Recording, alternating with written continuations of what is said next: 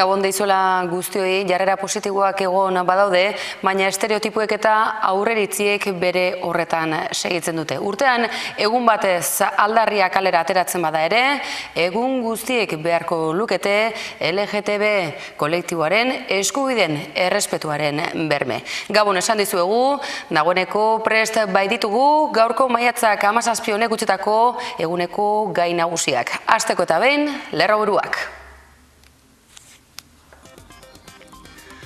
Ustelkeriaren aurkako elkartaratzea deitu dute, Iruñean izango da, Laukoak deituta gainera, larun batean izango da hori hain zuzen ere, elkartaratzea egingo dute Espainiako gobernuaren ordezkaritzaren aurrean, Alderdi Popularra egungo egoeraren eragilea eta arduradun politikoa dela uste baitute. Esan da bezala, gehiengo politiko eta sozialak egindako deialdia da larun bat honetarakoa.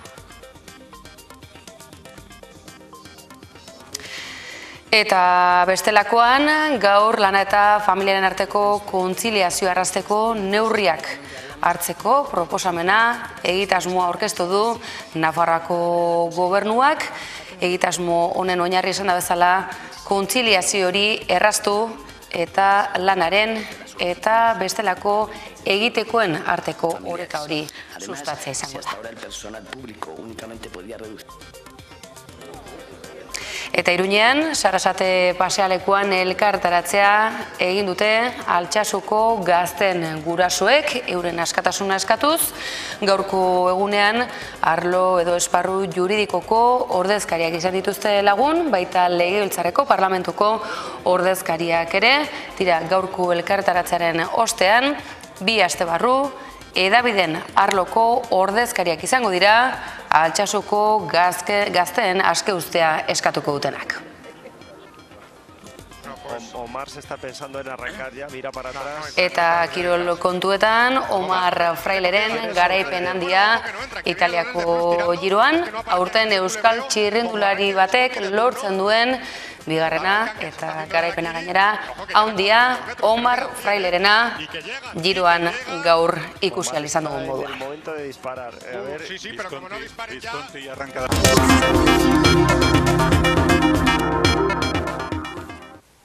Gai nagusiak atarian azalduta, tira guazen hasteko eta behin, gaur Iruñan egindako agerraldi jendetsu horri arreta jartzera. Ustelkeriaren aurkako elkartaratzea egingo baita, datorren larun bat honetan, Iruñean, salbuespenezko egoeratzat jotzen baitute gaur egungoa, alderdi politiko naiz eregile sozialen gehiengo zabalaren ordezkariek, eta besteak beste, soilik ustelkeria kaso bakarrik ez, Alderdi Popularra zipriztindu duten ustelkeria kaso bakarrik ez, baita ere erakunde politiko eta judizialei dagokiena. Nafarroako gobernua sustengatzen duten 4 alderdi politikoek, geroa bai EH Bilduk, Ahalduguk eta Izquierda Ezkerrak, hainbat eragile eta sindikaturekin batera, mobilizazioa deitu dute ustelkeriaren aurka. Herritarrek duintasuna berreskuratzea izango du helburu elkarretaratzeak, eta larun batean eginen dute Iruñeko Merindades plazan 12:30. Egoera ja jasanezina da, bai PPk eta Rajoyk ordezkatzen duten gobernuaren eguneroko ustelkeri kasuak eta nola ziprizten dute, nola ekonomi eta sistema osoa bideratu dute ustelkeri kasu horietara. Ustelkeria neoliberalismoak bultzaturiko privatizazio prozesuarekin lotuta dagoela salatu dute. Lan erreformek langileen eskubideak eta mozal legeak askatasuna murriztu dituztela azpimarratu dute. Baita, zerbitzu publikoak privatizatuta jendearen beharrak salerosten dabiltzala ere. Rajoy eta haren gobernua demokrazia itxuragabetzen ari dela eta arlo etiko zein demokratikoan salbuespen egoera bizi dela esan du Joseba Jimenez Zeledunak. Baita, Nafarroan ere. Baita Nafarroan eskuinak urtez gidatutako gobernuak nolatan diru publikoa erabilizan duen proiektu handi horietan eta ondotzaietan, ala Los Arcoseko zirkuitoa, Nafarroko ubidea, eta egoera honen aurrean uste dugulako zinbestekoa dela mobilizazio politiko eta soziala bultzatzea. Herritarren duintasuna berreskuratzeko premiazkoa eta ezinbestekoa jo dute Alderdi Popularra gobernu zentraletik botatzea. Aski da ustelkeriarik ez, PP kanpora lelopean eginen dute elkarretaratzea, Batzarre, Komisiones Obreras, EH Bildu, Eraldatu, Gazte Komunistak, Geroa Bai, Izquierda Sozialista, Nafarroako Ezker Batua, Nafarroako Ezkerreko Junta Errepublikanoa, Nafarroako Duintasun Martxak, Euskadiko Partido Komunista, Podemos aldugu, eta Solidari, Alderdi, Erakunde eta sindikatuek. Momentuz konbokatoria bakarra hau da, baina segituko dugu lanean mobilizazio hori politiko eta soziala bultzatzeko. Hori beraz gaur egindako deialdiari dagokiona, bestalde Iruñean bertan Sarasate pasealekuan elkartaratzea egin dute gaur Altsasuko gazte espetxeratuen gurasoek, eurekin izan dira gainera gaur arlo juridikoko ordezkariak baita parlamentukoak ere. Jokin, Adur eta Oian gazte altsasuarren askatasuna exigitzeko bildu dira berriz hemen Sarasate pasealekuan, hainbat herritar terrorismoa ez dela eta justizia nahi dutela, diote hemen bildutakoen mezuek. Duela 6 hilabete atxilotu zituzten Altsasun izandako liskar baten ondorioz terrorismoa egotzita ariz geroztik, elkartasun mezuek ez dute etenik izan. Erran bezala, hemen bildu dira beste behin Sarasate pasealekuan, Altsasuarren askatasuna exigitzeko eta gaurkoan gainera arlo judizialeko profesionalen babesarekin. 6 hilabete baino gehiago dira jada Jokin, Adur eta Oian espetxeratu zituztela. Altsasun izandako taberna liskar batek Espainiako Auzitegi Nazionalean amaitu zuen gaztei terrorismo delitua egotzita. Guraso eta herritarrek beste behin aldarrikatu dute haien seme alabak ez direla terroristak. Gaurkoan gainera, alor juridikoko profesionalen atxikimenduarekin. Amaia Izko abokatuak zentzugabetzat jo du prozesua. Nik uste azpimarratu egin behar dela oso garrantzitsua izan delako Nafarroko Auzitegi Probintzialak ebaztea ebatzi zuen moduan hemen inungo zantzurik ez dagoela egitate hauek terrorismotzat hartu daitezkenik, ez? Baina hori Auzitegi Nazionalean ez da gertatzen ari, eta Auzitegi Nazionalean naiz eta ebazpen hori egon, naiz eta jakin gorenak ebatzi beharko duela horren inguruan, jarraitu nahi dute kosta ala kosta aurrera prozedura honekin, nik uste modu esango nuke oso arbitrarioan, baino ere bai mendeku punto batekin eta presio politiko guztiak eragina eta modu ejemplarizante batean ere nolabait esateko. Gurasoek era berean salatu dute kalifikazio juridikoa desegokia eta neurrigabekoa dela, eta berehalako askatasuna exigitu dute. Horregatik, eskatzen jarraitzen dugu, lekerin 24. artikuluak agintzen duen bezala, Entzutegi Nazionalean tramitazioa gelditzea, Auzitegi Gorenak ebatzi behar duen eskumen gatazka baitago. Epaile naturalaren eskubidea bermatzea, kasua Nafarroako Entzutegi Probintzialera itzuliz. Proportzionaltasuna, justizia eta ekitatearen printzipioak nagusitzea. Eta Adur, Jokin eta Oianen askatasuna 6 hilabetez preso daramate, beren etxeetatik ia 400 kilometrora fiez araubidepean. Gizarte zibilaren eta alor juridikoko langileen sostengua soilik ez, Nafarroako hainbat parlamentari ere batu dira aldarrikapenera. Hala nola, Laura Pérez, Bakartxo Ruiz eta Adolfo Araiz. Urrengo kontzentrazioa hemendik 2 astera deitu dute eta hedabideetako profesionalen babesa eskatuko dute.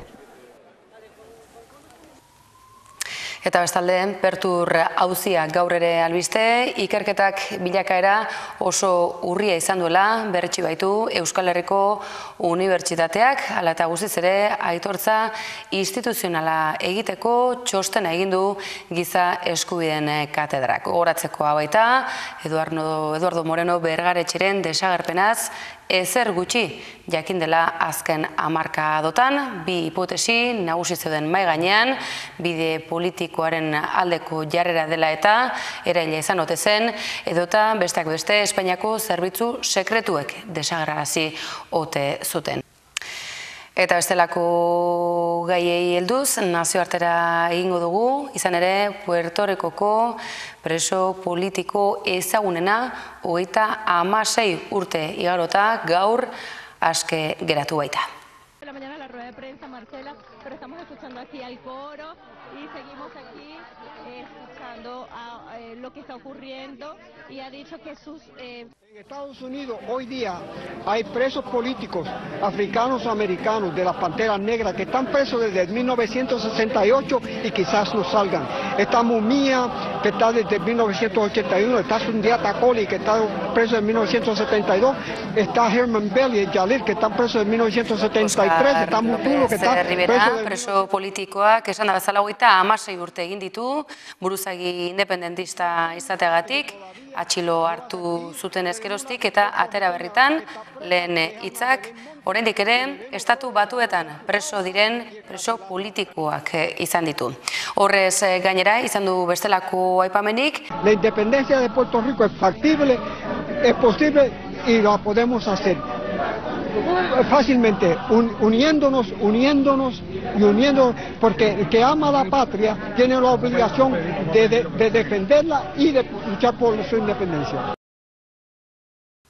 Hori beraz, gaur espetxetik atera berri indako adierazpenak ez baita aztekoa 36 urte bete dituela Puerto Ricoko buruzagi independentistak estatu batuetako espetxeetan.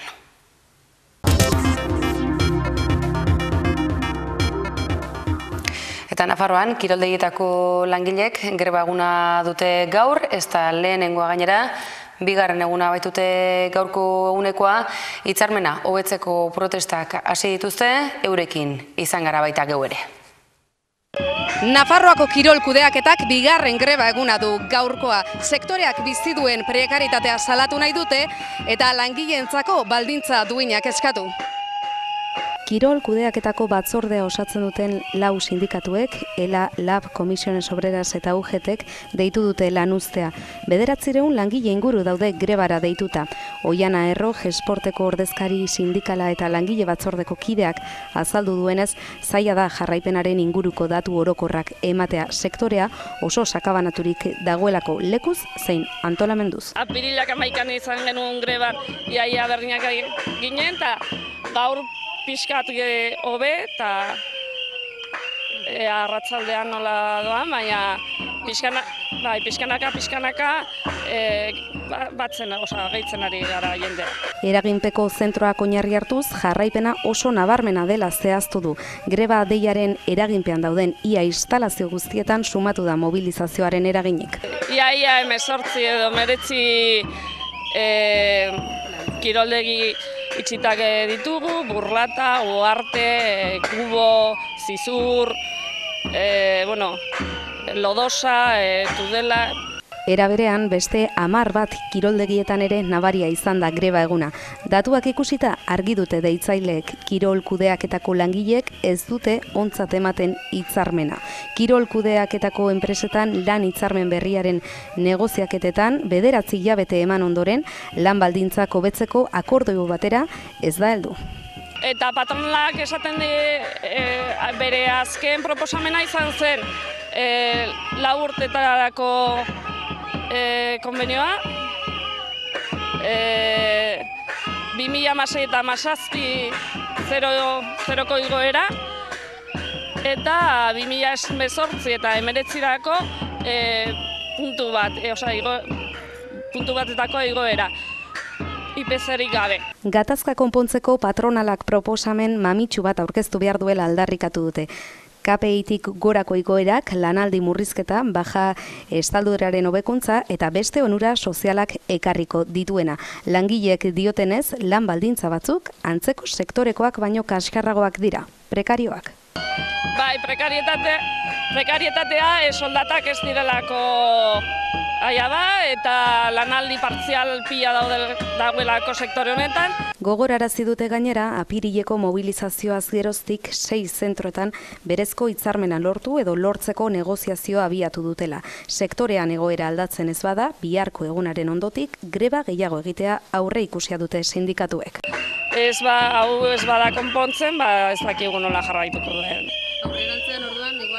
igual beste greba bate antolatuko dugu, baina ez dakigu. Baldintza prekarioekin kalitatezko zerbitzurik ezingo dutela eman, ohartarazi dute. Emakumeak nagusi diren beste sektore bat baita hau ere.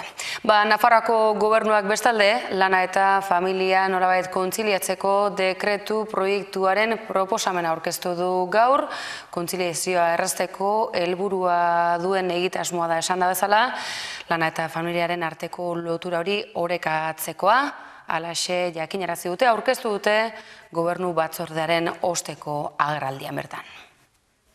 Talde gaurko gobernu kontseiluak langile publikoen kontziliazioa errazteko neurriak adostu ditu. Lanaldi murrizketa moduak gehitu dira, batetik, eta baimenak eta lizentziak hobetzen dira bestetik. Ospitaleratze, gaixotasun, heriotza, haurdunaldi, tratamendu mediko, familia zaintza, formazio eta oro har lan bizitzarekin eta familia bizitzarekin lotutako bestelako bete beharretarako. Bi dekretu onartu dira, biak ala biak kontziliazioa erraztera datozenak, eta aldizkari ofizialean argitaratu eta hurrengo gunean sartuko dira indarrean.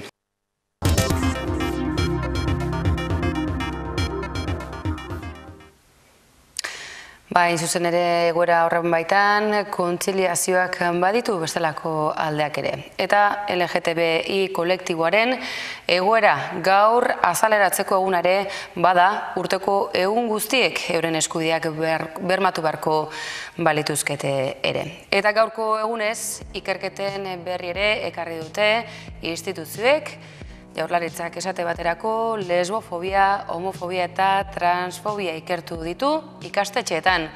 Arabako, Gipuzkoako eta Bizkaiko neraben ohiturak, usteak eta iritziak aztertu dituzte, oro har afektibitate eta sexu dibertsitatea, familia eta genero dibertsitatea onartzen dutela diote azterketek, nerabek duten iritzia oinarri hartuta, gainera, familia eta harreman dibertsitatea gero eta barneratuago dutela. Oro har, neskek jarrera positiboa erakusten dute, 8 ikastetxetako 128 ikaslek parte hartu dute 14 eta 16 urte artean. Hala eta guztiz ere, ondorioak badaude bestelakoak ere, horien artean nabarmentzekoak, jarrerak oro har baikorragoak diren arren, oraindik ere, aurreritziak eta fobiak nagusitu egiten direla kolektibo hauen eguneroko tasunari begira.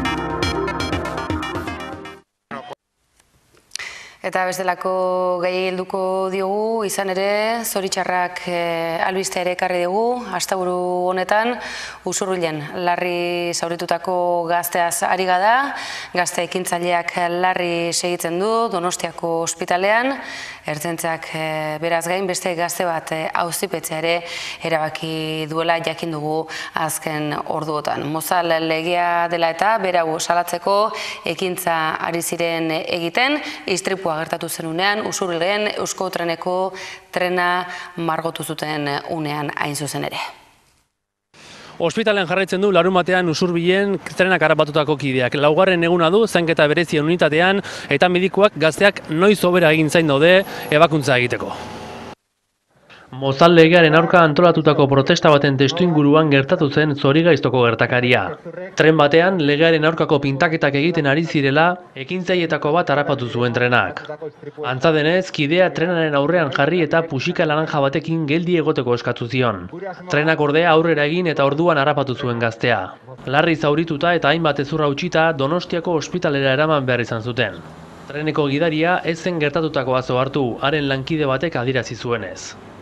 Igandean elkarretaratzea egin zuten Donostiako bulebarrean ekintzaileari babesa adierazteko eta sare sozialetan ere elkartasun mezu ugari jaso dira. Datorren ostiralean ere Donostiako bulebarrean elkarretaratzea egite aurreikusten du Eleak mugimenduak.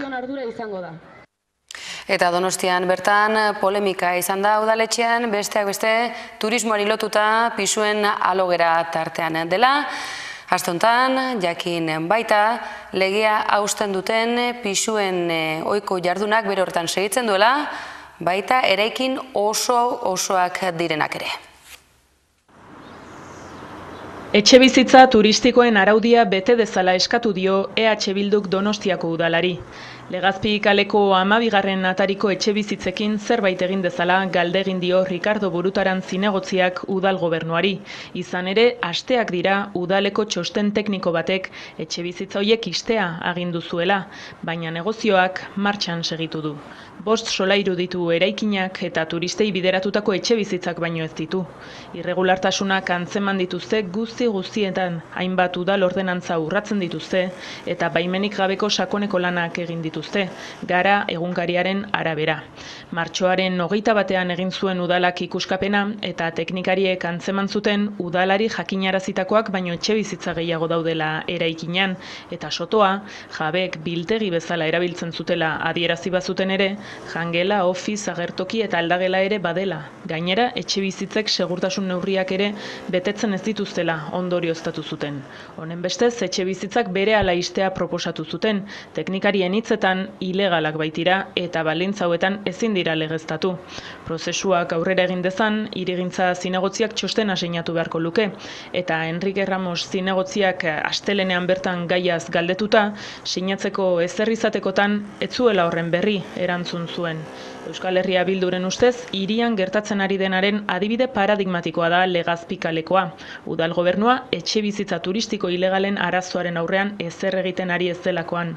Araudi osagarri bat iragarri berri du hain justu udal gobernuak etxebizitza turistikoentzat eta aurreko astean bertan herritar askoren kezkari erantzun nahian Eneko Goia alkateak turismo jasangarriaren aldeko konpromisoa adierazi zuen.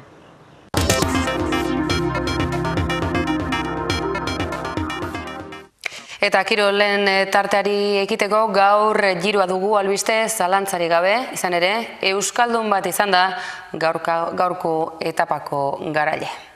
Omar se está pensando en arrancar ya, mira para atrás. No entran los de detrás. Omar, Izan da gainera garaipena ikusgarria benetan, handia izan baita Omar Frailek egin duenak gaur giroan, eguneko iesaldian sartu eta modu harrigarrian irabazi baitu etapa santurtziarrak. Esan da bezala, gaurkoa handia izan da, esan barra dago gainera giro honetan, euskaldunak ari direla garaipenak lortzen, gaurkoa esan da bezala, bigarrana, Euskal Herriko txirrindulariak Italiako giro bikaina egiten ari dela, ezin ahaztu gainera, Gorka Izagirrek lortu zuen lehen etaparen garaipena, eta gaur berriz, santurtziarraren txanda izan da, baino di Romaina helmugan besoak altxata helmuga gurutzatuta. Lo tenía escrito, la tenía escrita.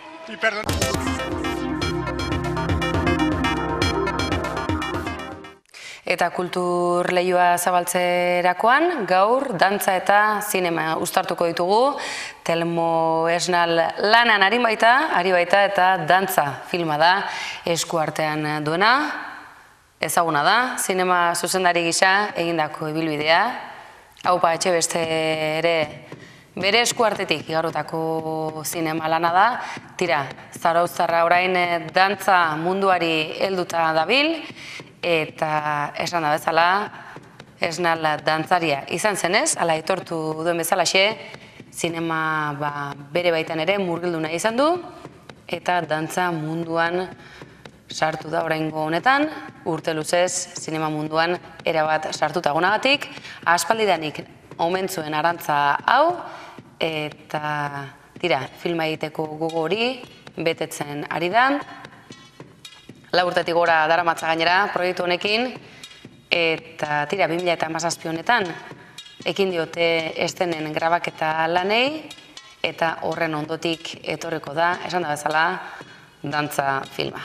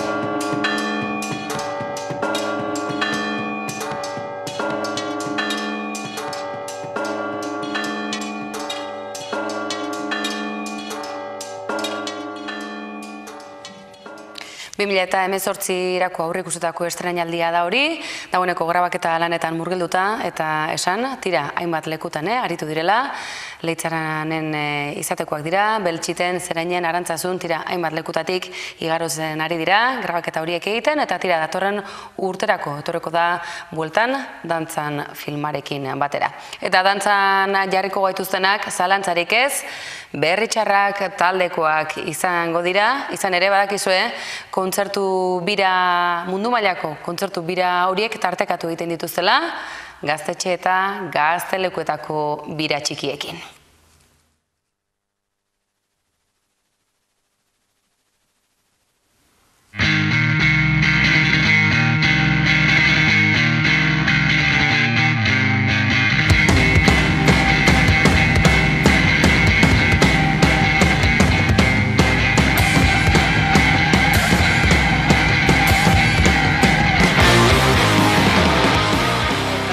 Jakina da gainera, sarrerak bere alako batean saltzen direla, tira, jakintzazue, bihartik aurrera izango dituzuela salgai, dagoeneko, tira, bihar azkar batean aritu beharko duzue, izan ere, Lizarran arituko dira, eta ez Lizarran bakarrik, beste hainbat lekutan, Oñatin ere arituko dira, eta sorpresaz beste leku gehiagotan ere, antza denez, gaur bertan iragarri dutenez, beraz, badakizue, azkar batean jo beharko duzue sarrera horien bila, agortu ere, berehala agortzen direlako. Esan dakoa, Berritxarrak taldeak, munduko bira zabal horiei, bere ohiko tarte eskaini diela, gaztetxe eta gaztelekuei, horien hartan aipagai beraz, Oñatikoa, Oriokoa eta baita Lizarrakoa ere.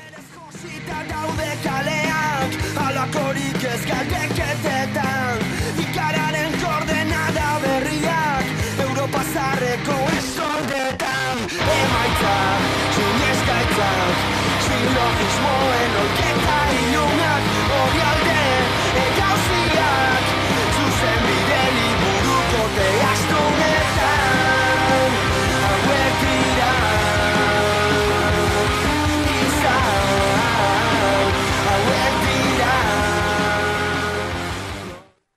Eta data zehatzak ere esango dizkizuegu, izan ere, 25-26 asteburu horretan izango da, Lizarran 25ean, 26ean izango dira Orion, eta ekainaren 11ean berriz Oñatin. Hori beraz, Berritxarrak taldeari dagokionean, eta bestelako proposamenak ere bai, eta iluntzea alderakoak gaur bertan, Errekan Hitzorduaren baita Iruñarrian. Disseram dia assim, tu és diferente, e a partir de hoje tu tens que sofrer.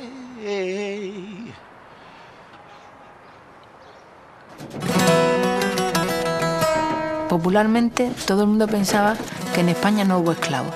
Yo solamente para la tesis sobre la Granada del siglo XVI... Izan ere, ordu honetan bertan, zinemarako aukera izango duzue, kalean aire libreko zinema eta Erreka ondoan gainera. Zinema zikloan gaur gurun B, Canciones de tu memoria negra izango baita ikusgai, Zubiazpian, Ibai Ertzean, jaialdiaren baitan. Izan ere, egitarau zabala antolatu dute jaialdi honen baitan, eta gaurkoa esan da bezala, tira, dokumental honen proiekzioa izango da. Lehenago, hitzaldi topaketak ere antolatu dira, Black Lives Matter esaterako, eta bestelaku ikastaroak antolatuta. Tira, ostegunean, ostiralean eta larun baten ere, ez da aitzakiarik faltako, Ibai Ertzean jaialdian. Eta zer den ikusi nahi baldin baduzue, tira, horretarako ere tartetxoa ere eskainiko dizuegu, izan ere ikusentzunezko eder askoa antolatu dute Ibai Ertzean jaialdiarentzako. Se experimentaron muchas cosas y allí en Veracruz hay mucha relación con lo que llaman el fandango indiano. Y lo negro, sin embargo, se ha extirpado del arte flamenco. El negro es el otro. El negro es el esclavo.